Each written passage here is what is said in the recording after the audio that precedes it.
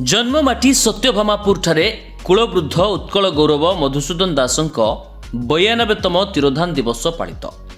स्वतंत्र ओडिशा प्रदेश गठनर मुख्य बिंधाणी कुलवृद्ध मधुसूदन दासंकर आज हेउछि 92तम तिरोधान दिवस। ଏହି ଅବସରରେ ଆଜି ତାଙ୍କ ଜନ୍ମମାଟି କଟକ ଜିଲ୍ଲା ସାଲେପୁର ବ୍ଲକର ସତ୍ୟଭାମାପୁର ଅଞ୍ଚଳ ଖୁବ୍ ଉତ୍ସବ ମୁଖର ହୋଇଥିଲା। ସକାଳୁ ସକାଳୁ ଶତାଧିକ ମଧୁପ୍ରେମୀ ଓ ମଧୁସ୍ମୃତି କମିଟି ଆନୁକୂଲ୍ୟରେ ପାଗା ବଜାର ଠାରୁ ଚାଲି ଚାଲି ଏକ ମଶାଲ ଶୋଭାଯାତ୍ରାରେ ବାହାରି ମଧୁବାବୁଙ୍କ କୋଠା ନିକଟକୁ ଆସିଥିଲେ। ପରେ ପରେ ମଧୁବାବୁଙ୍କ ପ୍ରତିମୂର୍ତ୍ତିରେ ପୁଷ୍ପମାଲ୍ୟ ଅର୍ପଣ କରାଯିବା ସହ ମଧୁବାବୁଙ୍କ ଉଦ୍ଦେଶ୍ୟରେ ଏକ ସଭା ଆୟୋଜନ କରାଯାଇଥିଲା। ତାଙ୍କ ସ୍ମୃତିଚାରଣ କରାଯାଇଥିଲା। ତେବେ ଆଜି ଦିନ ତମାମ ଅନେକ ସାଂସ୍କୃତିକ କାର୍ଯ୍ୟକ୍ରମର ମଧ୍ୟ ଆୟୋଜନ କରାଯାଇଛି ବୋଲି ସୂଚନା ମିଳିଛି। ମୁଁ ହେଉଛି ସଂଗ୍ରାମ କିଶୋର ସାମଲ। ମୁଁ ହେଉଛି ମଧୁସୂଦନ କଲଚରାଲ ଆସୋସିଏସନର ଜଣେ ସଦସ୍ୟ। ଆଜି ହେଉଛି ମଧୁବାବୁଙ୍କର 92ତମ ଶ୍ରାଦ୍ଧ ଦିବସ। ଏହି ଶ୍ରାଦ୍ଧ ଦିବସରେ ଆମ ଗାଁ ଆଜି ଉତ୍ସବ ମୁଖରିତ। ଆମେ ଆଜି ବିଭିନ୍ନ ପ୍ରକାର କାର୍ଯ୍ୟକ୍ରମ ରଖିଛୁ, ଯେପରିକି ସକାଳୁ ଏକ 300 ପିଲାଙ୍କୁ ନେଇକି ଗୋଟେ ଗଣ ଦୌଡ଼ କରିଥିଲୁ, ଯେଉଁଟା ପାଗାରୁ ଆସି ଗୋପୀନାଥପୁର ଦେଇ ସତ୍ୟମପୁର ପହଞ୍ଚିଥିଲା। ଏବଂ ଆମେ 3ଟାରୁ 7ଟା ପର୍ଯ୍ୟନ୍ତ ସ୍କୁଲ ପିଲାମାନଙ୍କର ଚିତ୍ରାଙ୍କନ, ଡ୍ୟାନ୍ସ ପ୍ରତିଯୋଗିତା ଇତ୍ୟାଦି ରଖିଛୁ।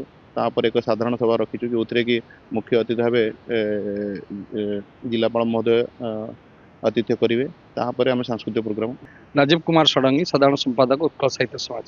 मधुबाबू ये माटी पर जहाँ कर मधुबाबू को सेतिक देना कि मधुबाबू श्रद्धांजलि सभा को आज जन्मपीठ आसी श्रद्धांजलि देवा अवसर में आम मन पकाचु 1934 मधुबाबू चलीगले 1936 स्वतंत्र ओडिशा है कि 1903 ରୁ 1934 जो महासंग्राम ओडिशा से उत्कल सम्मेलन की नहीं तो आम मन पकाउलु जे जाति मधुबाबू जहाँ कर आमे करिछे कौन। आज भी सीमांत ओडिया भाषा विपन्न है, ओडिया जाति विपन्न है। तापाई आमे केते चिंता करुचे से कथा आज आम रोमंथन करूँ और मधुबाबू को श्रद्धांजलि अर्पण करने अवसर में मन पकाउलु हे मधुबाबू तुम आउ थे फेर आउ थे ओडियाटी ही फेर।